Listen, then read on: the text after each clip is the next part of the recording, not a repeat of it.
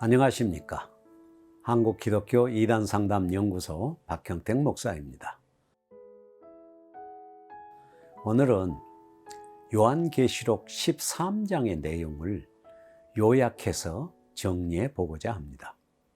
요한계시록 13장에는 그렇게도 사람들의 입에 오르내리던 666 짐승의 표도 나오고 두 짐승도 나옵니다. 13장 전체를 잘 이해하면 이러한 것들의 정체를 쉽게 구별할 수 있습니다. 요한계시록 12장에서 알아보았듯이 그리스도의 십자가와 부활 승천으로 말미암아 하늘 전쟁에서 패한 용, 곧 사탄이 하늘에 있을 곳을 찾지 못하고 땅으로 쫓겨났는데, 사탄이 할 수 있는 일은 여자의 후손, 곧 하나님의 계명을 지키며 예수의 증거를 가진 자들을 핍박하는 것인데, 바로 이 핍박을 받는 자들이 교회입니다. 요한계시록 13장은 곧 용, 곧 사탄이 두 짐승을 이용하는 내용이 나오는데, 첫 번째 짐승을 바다에서 올라온 짐승이고 두 번째 짐승은 땅에서 올라온 짐승입니다. 첫 번째 짐승은 적그리스도의 정권을 말하는 것이고, 두 번째 짐승은 거짓 선지자를 말합니다. 13장을 잘 이해하면 지금까지 가졌던 의문들이 잘 풀리리라고 여겨집니다. 너무 내용이 많아서 두 번에 걸쳐서 나누어 말씀드리도록 하겠습니다. 13장은 두 부분으로 나눌 수 있습니다. 첫째 부분은 1절에서 10절로서 적그리스도의 정권으로서 바다에서 올라온 짐승의 활동을 기록하고, 둘째 부분은 11절에서 18절인데요. 거짓 선지자 곧 땅에서 올라온 짐승의 활동을 기록하고 있습니다. 첫 부분 1절에서 10절을 통하여 알아야 할 것은, 첫째, 땅에서 올라온 짐승의 정체가 무엇인가 하는 것이고, 둘째는 용과 바다에서 올라온 짐승과의 관계와 활동을 아는 것이고, 셋째는 바다에서 올라온 짐승 곧 적그리스도의 정권이 하는 일이 무엇인가 하는 것입니다. 첫째, 바다에서 올라온 짐승의 정체는 무엇일까요? 출현 장소는 바다이고요. 짐승의 모습은 뿔이 10이요 머리가 7입니다. 10뿔에는 10면류관이 있고 머리에는 참남된 이름들이 있다고 합니다. 생김새는 표범과 비슷하고 발은 곰의 발 같고 입은 사자의 입 같다고 기록합니다. 바다에서 올라온 짐승을 이해하려면 다니엘서를 알아야 합니다. 다니엘 7장 3절에서 7절을 보면 바다에서 올라온 네 짐승을 말하는데, 그 짐승들은 바벨론, 메데파사, 헬라, 로마를 가리키고 있습니다. 다니엘서 7장 17절과 8장 20절을 보면 더욱 분명해집니다. 그렇다면 요한계시록 13장에서 바다에서 올라오는 짐승은 당시 적그리스도의 정권으로서 로마 정권임이 분명합니다. 따라서 바다는 정권이나 나라들이 존재하는 장소로서 세상을 총칭하는 상징임을 알 수 있습니다. 그런데 13장에서 짐승은 머리가 7이요 뿔이 10이라고 하는데, 12장에서 용의 머리가 7이고 뿔이 10이라고 기록합니다. 이것은 용과 곧 사탄과 짐승의 일치하는 모습을 보여주는 것이라 할 수 있습니다. 그렇다면 7머리와 10뿔은 무엇을 의미하는 것일까요? 요한계시록 17장 9절에서 12절을 보면 7머리는 음녀가 앉은 7산이요 7왕이라고 하고 10뿔은 10왕이라고 분명하게 밝히고 있습니다. 당시 로마 시는 7 언덕 위에 세워진 도시로서 7산을 말하는 것이고, 7머리는 7 황제를 가리키는 것이 분명해집니다. 7머리에는 신성을 모독하는 이름들이 있다고 하는 것은 당시 황제들이 자신들을 신이라고 칭하고 자신들을 도미너스, 주님이죠, 아우구스투스, 높이 들린 자, 다이버스 혹은 세바스토스, 신성한 자 혹은 세상의 구원자 등으로 부르도록 했다는 것은 잘 알려진 일입니다. 생김새는 표범, 곰의 발, 사자의 입을 말하고 있는데 다니엘서 7장 4절에서 7절을 보면 해석을 찾을 수 있습니다. 다니엘이 가장 두려워했던 것은 넷째 나라인데요. 사자 바벨론, 곰 메데파사, 표범 헬라가 합쳐진 총체적인 무서운 나라가 바로 로마임을 표시하고 있습니다. 이 나라가 바로 로마로서 바다에서 올라온 짐승임을 분명히 알 수 있습니다. 둘째, 용과 바다에서 올라온 짐승과의 관계와 활동은 무엇인가 하는 것입니다. 용이 짐승에게 자기의 능력과 보좌와 권세를 준다고 2절 4절에서 기록을 하고요.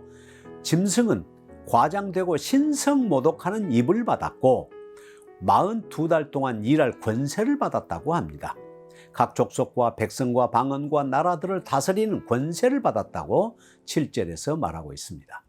용은 사탄으로서 세상 정권을 이용한다는 것을 보여주고 있는 대목입니다. 적그리스도의 정권이 사탄에게 권세와 능력과 보좌를 받아 활동한다는 것입니다. 이것이 바로 사탄과 사탄의 종이 된 세상 정권을 표현하고 있다 하겠습니다. 그런데 이 짐승에 대한 기록이 나옵니다. 7머리 중 하나가 상하여 죽게 된 것 같더니 그 죽게 되었던 상처가 나음에 온 땅이 놀랍게 여겨 짐승을 따른다고 합니다.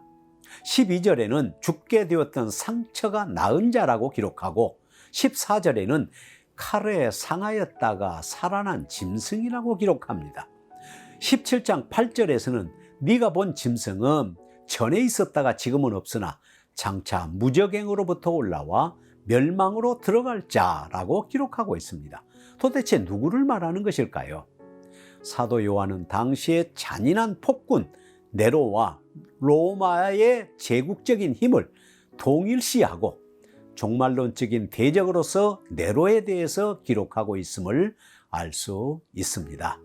이러한 내용은 AD 68년 네로가 원로원에서 쫓겨나 비수로 자살을 하였는데 당시 그가 죽지 않고 파르티아 제국으로 도망하였다가 대군을 거니고 돌아온다는 네로 재생 전설, 네로 리디비더스라고 합니다. 그것을 인용한 것이라고 많은 학자들이 말하고 있습니다. 네로 외에는 대상이 없습니다. 이것은 바로 후반부의 666 짐승의 표와도 연결이 됩니다.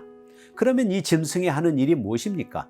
첫째는 하나님을 향하여 비방하는 말을 하고, 둘째는 하나님의 이름과 하나님의 장막 곧 하늘에 거하는 자들, those who live in heaven을 비방하고, 셋째는 성도들과 싸워 이겼다고 합니다.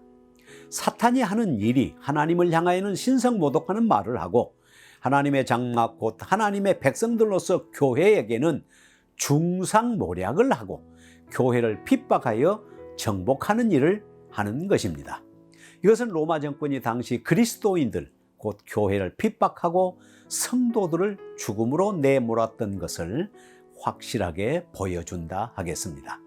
11장에서 무적행에 올라오는 짐승이 성도들과 더불어 전쟁을 일으켜 그들을 이기고 그들을 죽일 것이라고 기록하고 있는데 그것과 일치합니다. 그런데 놀라운 것은 성도들을 하나님의 장막 곧 하늘의 성전에 거하는 자들이라고 표현한다는 것입니다. 계시록 7장 15절에서 17절을 보면 보라, 하나님의 장막이 사람들과 함께 있음에 하나님이 저희와 함께 거하시리니 저희는 하나님의 백성이 되고 하나님은 친히 저희와 함께 계셔서 모든 눈물을 그 눈에서 씻기시매 그들이 다시는 줄이지도 않고 목마르지도 아니하고 어린 양이 그들의 목자가 되사 생명수 샘으로 인도하시고 하나님께서 그들의 눈에서 모든 눈물을 씻어 주실 것임이라고 기록합니다. 교회는 하나님의 장막입니다. 하나님이 함께하는 현장임을 말씀하고 있지요. 바다에서 올라온 짐승이 성도들을 핍박하고 죽일지라도 죽임을 당한 어린 양의 생명책의 창세 이후로 기록되지 못하고 이 땅에 사는 자들만은 다 짐승에게 경배한다고 8절에서는 기록하고 있습니다. 하나님의 생명책에 기록된 자는 아무리 핍박을 받고 죽음의 위험이 와도 결코 짐승에게 경배하지 않는다는 것을 말하고 있는 것입니다. 여기서 분명하게 알아야 할 것이 있습니다. 그것은 사도 요한이 분명하게 구분하고 있는 것이 있습니다. 그것은 뭐냐면, 하나는 하나님의 생명책에 기록된 자와 하늘에 사는 자, 하나님의 장막 곧 성도들, 짐승에게 경배하지 않는 자들과 하나님의 생명책에 기록되지 못한 자, 이 땅에 사는 자, 짐승에게 경배하는 자들로 두 부분으로 나눈다는 것입니다. 신자들은 이 땅에 살고 있지만 하늘에 사는 자들로서 하나님의 장막인 것이지요. 귀 있는 자들은 들을지어다. 성도들의 인내와 믿음이 여기 있느니라 라고 말씀을 덧붙이는 이유가 무엇일까요? 그만큼 우리의 믿음이 중요하고 인내로서 이겨내야 할 가치가 있기 때문이지요. 결론적으로 말하자면 바다에서 올라온 짐승 곧 적그리스도의 정권은 교회를 핍박할 수는 있으나 결코 승리하지 못하고 짐승에게 경배하게 할 수 없다는 사실을 여실히 보여줍니다. 하나님의 생명책에 기록된 자, 하늘에 거하는 자들은 하나님이 보호하기 때문이지요. 감사합니다. 오늘은 여기서 마무리하겠습니다. 다음 시간에 뵙겠습니다. 안녕히 계십시오.